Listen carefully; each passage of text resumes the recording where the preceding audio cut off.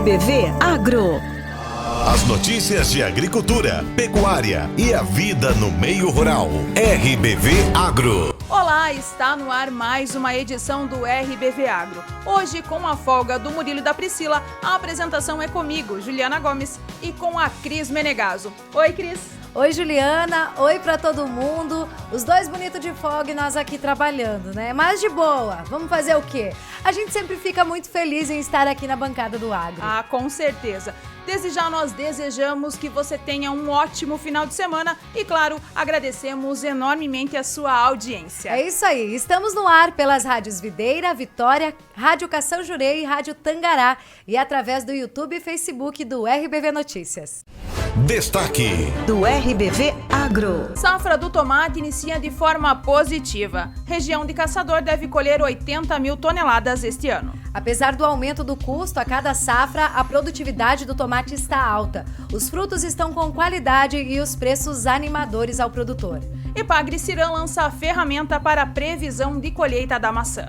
Produtor deve controlar percevejos nas culturas de soja e milho. Vendas de carne de ave e suína permanecem na liderança das exportações de Santa Catarina. Lei da expansão da internet no meio rural de Santa Catarina é sancionada. O governo irá investir 100 milhões de reais e exige tecnologia 4G ou superior.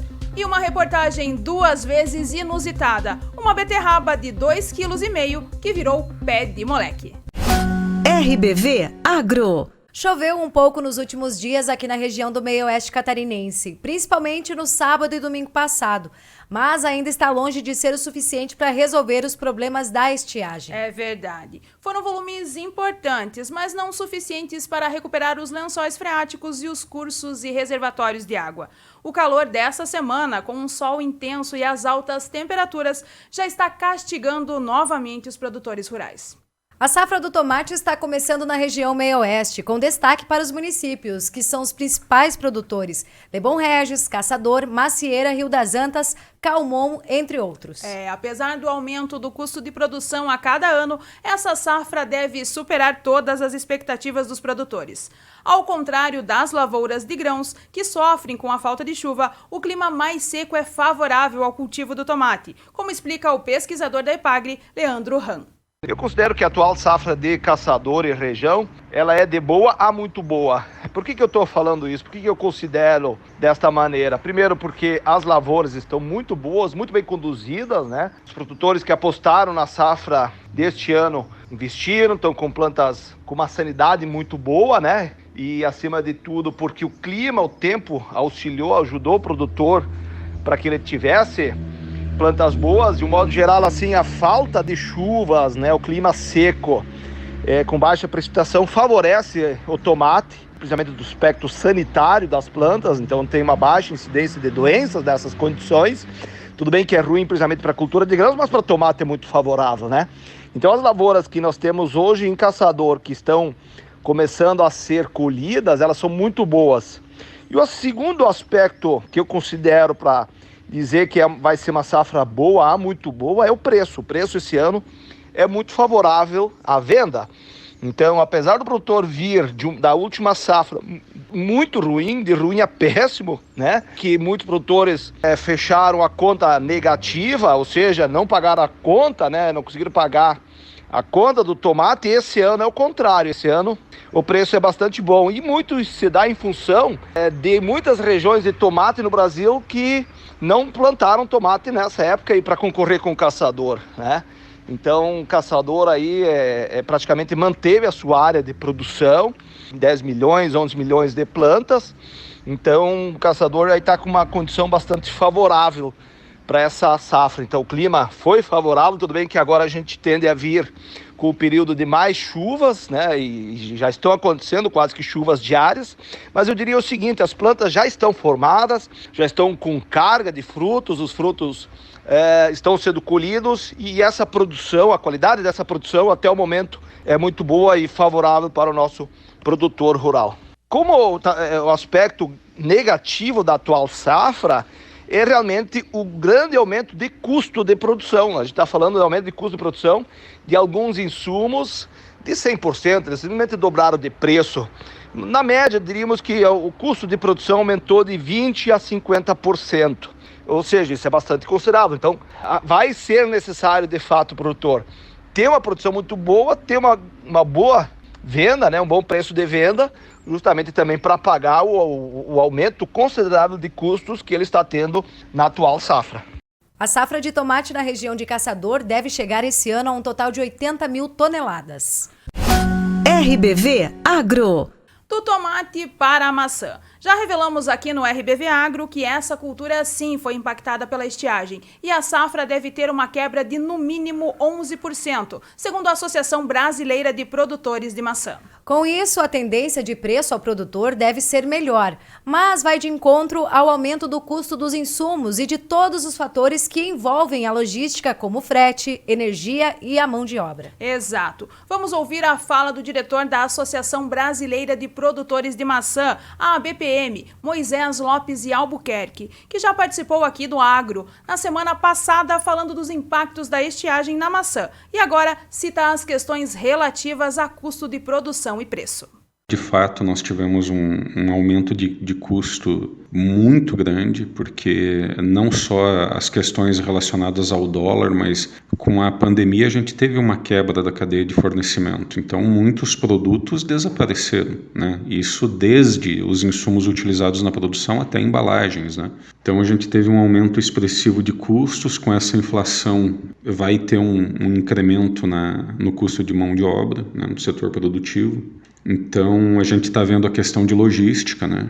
A gente está vendo o custo da energia, né? O custo de combustíveis, o frete marítimo é uma coisa assim absurda, né? Absurda. Isso triplicou, quadruplicou, dependendo do destino, né? Então, assim, realmente é preocupante isso, né? Por outro lado, com uma safra menor, a tendência é que você tenha uma situação de oferta menor e, consequentemente, um aumento aí nos preços, né? Por enquanto, não é possível, a gente não tem um cálculo ainda sobre de quanto seria isso. O fato é o seguinte, nós tivemos esse ano, só para se ter um comparativo, nós tivemos no ano de 2021 uma safra grande, uma safra próxima a 1.300.000 toneladas, uma das maiores safras aí da nossa história, e a gente teve uma queda no preço médio aí tão expressiva que o nosso faturamento ficou inferior ao do ano de 2020, com uma safra bem pequena. Então, assim, tem essas questões aí, essas nuances também que a gente precisa refletir aí sobre elas, né?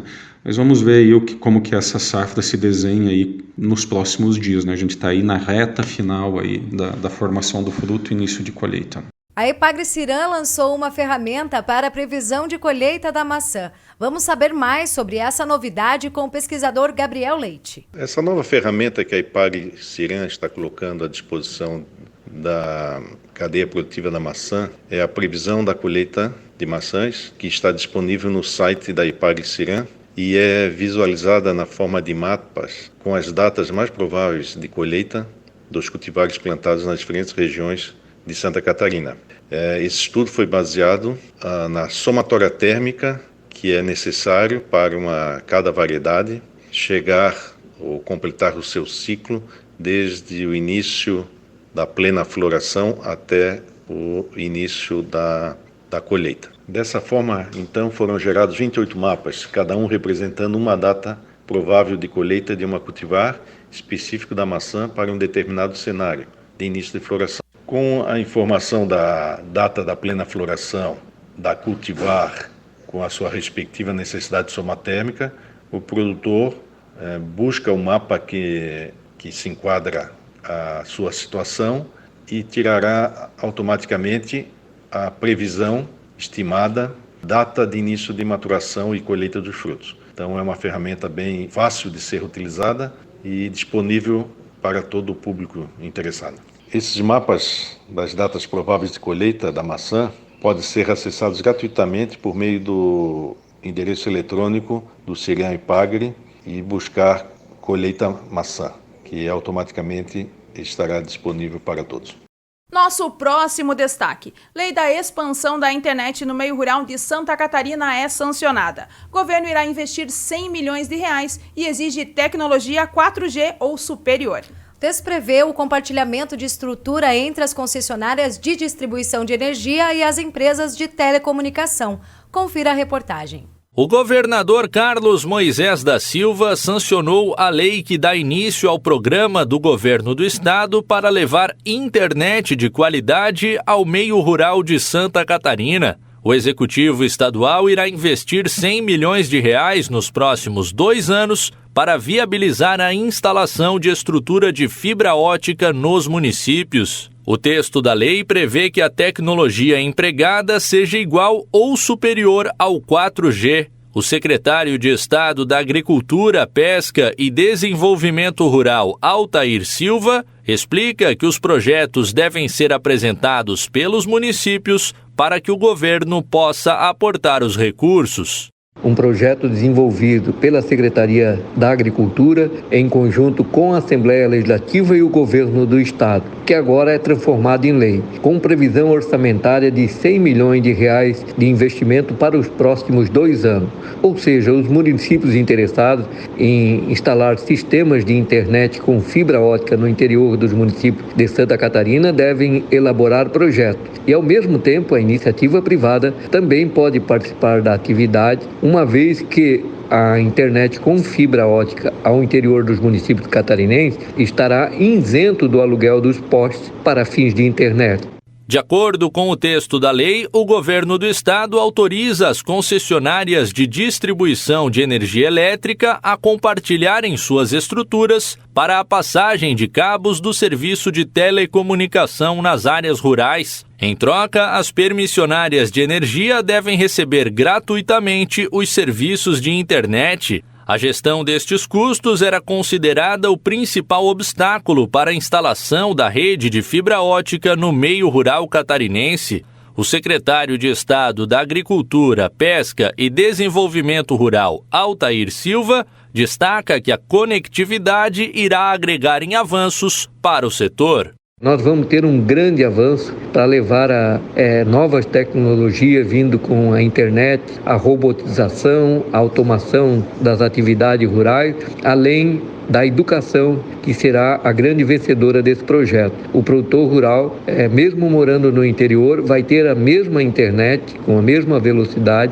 que os moradores da cidade têm. Isso será um avanço para a educação, para a gestão das propriedades, que poderão emitir notas fiscais eletrônicas, GTA eletrônico, poder participar de aulas e cursos online, ou seja, os avanços com a internet no interior dos municípios catarinenses será um avanço muito importante para o desenvolvimento do agronegócio, a fixação do jovem no campo e o aprimoramento de novas tecnologias para o agronegócio catarinense. A Secretaria de Estado da Agricultura irá oferecer suporte para que os produtores conectem suas propriedades com a rede de internet. Após a instalação da estrutura de fibra ótica nas estradas rurais, um crédito especial com financiamento sem juros será disponibilizado para os agricultores, permitindo o custeio da conexão. De Florianópolis, da Rede de Notícias Acaerte, Cadu Reis.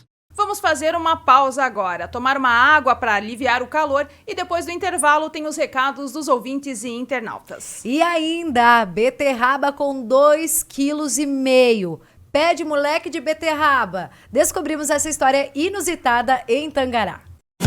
Produtor rural, você deseja maior produtividade em sua lavoura, melhor qualidade e assistência técnica de agrônomos especializados nas mais diversas culturas durante todo o ciclo? Então venha fazer parte dessa parceria com a FBA, Força Brasil Agrícola. Entre em contato pelo WhatsApp 49 99177 6685 ou faça uma visita em Fraiburgo, no bairro São Sebastião, Avenida Videira. Cresça com a FBA. RBV Agro. As notícias de agricultura, pecuária e a vida no meio rural. RBV Agro. Estamos de volta para registrar as participações, as mensagens dos ouvintes e internautas. Começamos com uma imagem espetacular. Diretamente de Pinheiro Preto, uma foto registrada pelo César Denardi, com o caminhão carregado de uva branca bem madura. E ao fundo, um belíssimo parreiral. O César postou a foto nas redes sociais e comentou: pega essa imagem, bora fazer um vinho, start na safra da uva. Outra parreira que está em plena colheita é do Valmir Fabian, da linha Bonita, entre Videira e Iomerê. Nós visitamos a família nesta semana e logo tem reportagem. Vem uma reportagem bem legal por aí. E teve mais chuva durante a semana na propriedade do Darcy Endrigo, em Ipomeia, Rio das Antas. Ele enviou um vídeo e disse: graças a Deus, chuva aqui, dando esperança para a agricultura. Sábado passado, mostramos aqui a jabuticabeira do Edson Cordeiro, do bairro Santa Teresa, em Videira. As frutas ainda estavam verdes, mas agora ele mandou outro vídeo, já com as frutas maduras e bem docinhas. O Caetano Fiorelli, da rua João Zardo, em Videira, mandou um vídeo registrando a presença de um pássaro de porte grande e cor preta que apareceu em um córrego próximo à casa dele. O Caetano disse que é a primeira vez que viu esse tipo de pássaro por lá e que a natureza é linda. Se você sabe que ave é essa, comenta em nossa live ou envia mensagem para o nosso WhatsApp. E a Jane, de Caçador, foi passear na casa de amigos e aproveitou para tirar uma foto de um novo amigo que fez por lá. Um gato siamês chamado Mimão, muito dócil e simpático. E você que acompanha o Agro, mas nunca participou, faça aquele registro e nos mande. Fotos, vídeos, áudios, qualquer coisa inusitada, uma curiosidade ou alguma dúvida que você tenha. Pode mandar para o RBV Agro. Isso aí, vale até mandar só uma mensagem para a gente saber que você sempre acompanha o nosso programa. Anote aí o nosso WhatsApp, 49991294258. Repetindo, 49991294258. RBV Agro. Produtor deve controlar percevejos nas culturas de soja e milho. A reportagem é de Leno Falck. Considerada a principal praga da soja no Brasil e um dos grandes inimigos da cultura do milho, o percevejo pode causar sérios danos às lavouras, afetando a qualidade e a produtividade. Por isso, é fundamental realizar o controle do inseto no início do ciclo das culturas, para garantir proteção do canivetinho da soja e do estande de milho. Cristiane Miller, engenheira agrônoma e pesquisadora da Corteva AgriScience, explica que a soja depende de uma série de fatores para que ela possa atingir o seu máximo potencial produtivo.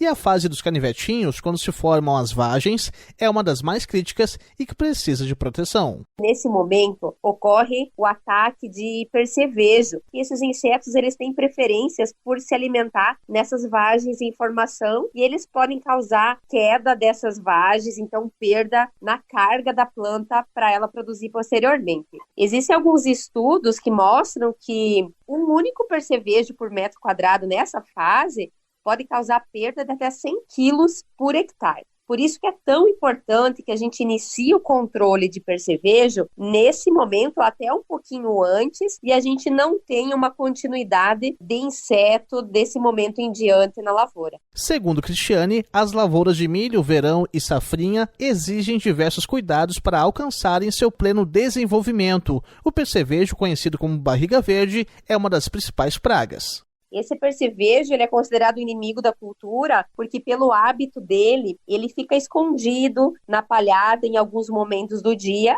e quando a planta começa a desenvolver, quando começa a germinar, ele é atraído por essa plântulazinha nova e ele começa a se alimentar. E essa fase inicial, principalmente da emergência até V3, é considerada também uma janela crítica porque, dado o tamanho diminuto dessa planta, quando o percevejo insere o estilete dele para se alimentar, ele acaba danificando vários tecidos e pode provocar sintomas severos que acarretam inclusive no não desenvolvimento daquela planta atacada. A engenheira agrônoma acrescenta também que o produtor pode buscar tecnologias modernas e indicadas para combater essa praga com eficácia em insetos adultos e ninfas, para proteger a soja e o milho imediatamente e por mais tempo. A Agência Rádio Web de São Paulo, Leno Falck.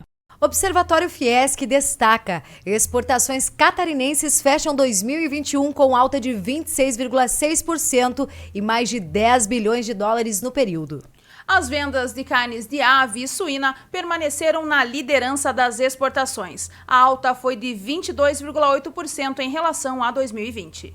As exportações catarinenses fecharam 2021 com uma alta de 26,6% e mais de 10 bilhões de dólares em exportação. Segundo a análise do Observatório Fiesc, as vendas de carnes de aves e suína permaneceram na liderança das exportações. Foram mais de 2 bilhões de dólares em produtos embarcados, uma alta de 22,8% em relação a 2020. A China, que sentiu os efeitos de um surto de peste suína, contribuiu com o crescimento dos embarques. Em nível nacional, o estado hoje é líder na exportação de carne suína. Já as importações em 2021 bateram recorde na série histórica iniciada em 1997, de acordo com o Observatório Fiesc. A alta foi de 54,9% frente a 2020 e chegou à marca de mais de 24 bilhões de dólares. Para Maicon Luiz Brandi, economista do Observatório Fiesc, a escassez de insumos no país gerou a demanda pelas importações. Nesse contexto, se destacaram produtos como cobre refinado, semicondutores e ferros laminados planos, que praticamente dobraram seu valor importado em relação a 2020.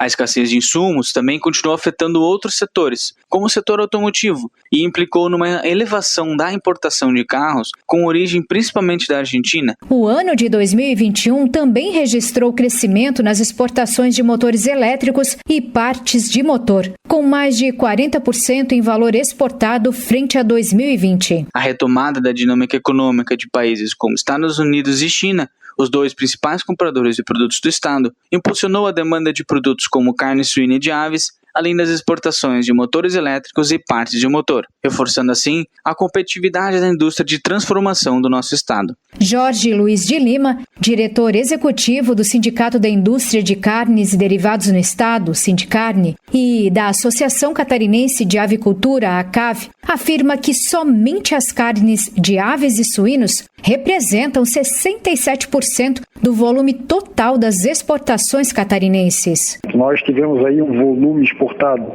esse ano só entre aves e suínos próximo da casa dos 5 bilhões de dólares, o que é um valor bastante considerável. Tivemos aí um aumento significativo no mercado de suínos e tivemos um aumento orgânico no mercado de aves. O Observatório Fiesc destacou ainda que os Estados Unidos se tornaram o principal destino das exportações catarinenses no último ano, com 18,8% de participação. Os produtos mais embarcados para os americanos foram a madeira e os móveis, com 53,8% das exportações. De Florianópolis, da Rede de Notícias Acaerte, Carol Denardi. Além das notícias do Homem do Campo, o RBV Agro também tem preocupação com as questões ambientais. Por isso, hoje vamos reprisar o quadro Meu Bicho, que fala sobre animais ameaçados de extinção. Quase 30% das espécies de animais conhecidas no planeta correm risco de extinção.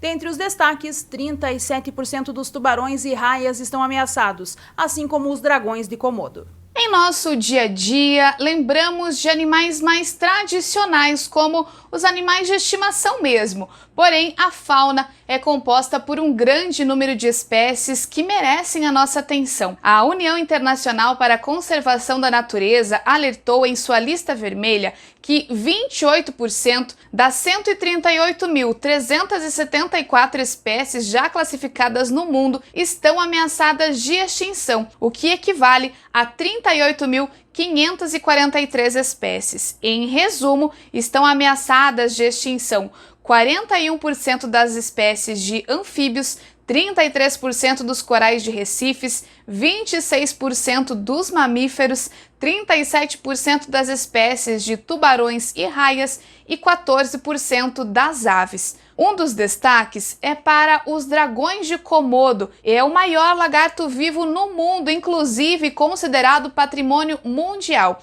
A sua classificação passou de vulnerável para ameaçado por causa das mudanças climáticas. O aumento do nível do mar deverá reduzir o habitat adequado do dragão de Komodo em pelo menos 30% nos próximos 45 anos. De acordo com a publicação, O fogo na Amazônia, causado pela ação humana nos últimos 20 anos, já afetou o habitat de cerca de 85% das espécies de animais ameaçados de extinção, sendo 53% das 55 espécies de mamíferos que já são ameaçadas de extinção, 5 das 9 espécies de répteis e 95 das 107 espécies de anfíbios já ameaçadas de extinção. Entre os mamíferos que foram afetados diretamente pelo fogo da Amazônia, o estudo dá como exemplo algumas espécies de sagui e de macacos-aranha, além de alguns exemplos de aves, como o murici. Em contrapartida, a lista também trouxe algumas informações que são positivas. Em julho, autoridades chinesas anunciaram que não classificam mais os pandas como ameaçados de extinção, embora tenham alertado que a espécie continua vulnerável. A classificação melhorou porque o número de indivíduos na natureza atingiu pelo menos 1.800. Outra espécie que deu boas notícias em 2021 foram os demônios da Tasmânia. No final de 2020, grupos ambientalistas introduziram 26 espécimes adultos no norte de Sydney e em maio relataram que pela primeira vez em 3.000 anos os demônios da Tasmânia renasceram na Austrália continental. Estima-se que 25.000 animais dessa espécie ainda vivem na ilha da Tasmânia. Para a redução dos destaques negativos, precisamos fazer também a nossa parte, reduzindo o impacto que geramos no meio ambiente, como a poluição, que tanto interfere nas mudanças climáticas. E outra coisa é que nunca devemos comprar animais silvestres do tráfico, por exemplo. Legumes e verduras com tamanhos e formatos inusitados são sempre sucesso aqui no agro. E desta vez, o que nos surpreendeu foi uma beterraba com 2,5 kg em Tangará. E se não bastasse o tamanho incomum, o legume virou uma receita curiosa. Pé de moleque de beterraba. Quem gosta de salada, assim como eu, provavelmente tem o hábito de comer beterraba. Mas você já viu uma beterraba de 2,5 kg? Nós viemos até Tangará conferir esse fato inédito e quem nos conta essa história é a dona Isabel Rainer. Eu sempre planto, né, beterraba, alface, cenoura. Ponho, assim, esterco de galinha, né, coisa para cultivar a horta, né, nada de veneno. Mas só que uma assim nunca, não achei, né. Eu arranquei ela e fiquei olhando, né? Eu disse, porque será que ela vai ser boa dentro? A primeira coisa que me passou para a cabeça, eu vou pesar. Esse aqui, o meu marido ainda deu risada, babá. E daí mostrei para minha filha, né? Que ela mora lá em Caçador. Daí ela disse, não mãe, vamos tentar passar para eles verem. 2,5 kg. Eu quero experimentar abrir ela, descascar. Quero tentar fazer os pés de moleque, né? Porque acho que talvez cozinhar ela assim, fazer salada, ela é meia dura, né? Vamos tentar cortar ela. Ó, pelo jeito ela é bem boa. Nossa, ela não é bonita. Ela não é estufada dentro. Além de chamar a atenção pelo tamanho inusitado, a beterraba gigante se tornou o principal ingrediente de uma receita diferente. Pé de moleque de beterraba. E então, dona Isabel, conta aí como essa sobremesa é feita. Daí a gente descasca, né? Tira a casca. Então esse pedaço, né? Olha como é que ela é bonita. Daí eu pego esse ralador, eu ralo um copo desses de massa de beterraba, ponho um copo de açúcar e um de leite e daí fervo até ao ponto. Fica que nem um pé de moleque. Não tem gosto, não tem gosto de beterraba, nada. Fica que nem um tipo uma cocada, né? É só beterraba, leite e açúcar. E agora chegou o melhor momento da reportagem, a hora de provar. Vamos lá? Tchau, tchau, tchau, tchau. Eu gostei. É bem boa, dona Isabel. Tem gosto da beterraba? Não. Ele é doce, ele tem levemente lembra um pouquinho da beterraba. Mas ele parece mais uma cocada do que uma beterraba. Tá aprovado. Preciso dizer uma coisa pra vocês. É muito difícil essa vida de jornalista. É? E plantar beterraba também, é verdade. Ah, eu imagino. Deve ser bem mais que ser jornalista. quente.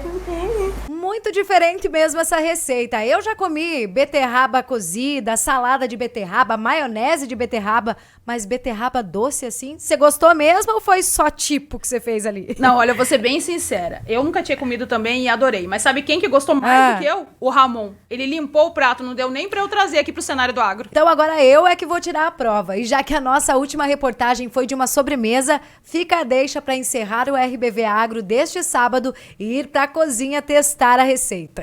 O RBV Agro volta no próximo sábado, neste mesmo horário, aqui pela sua rádio e também pelo Facebook e YouTube do RBV Notícias. E não esquece de sempre curtir, compartilhar e comentar a nossa live e participar pelo WhatsApp. Bom fim de semana e até a próxima. Obrigada por nos acompanhar. O RBV Agro de hoje foi com Cris Menegaso e Juliana Gomes. Abraço, tchau, tchau. Tchau.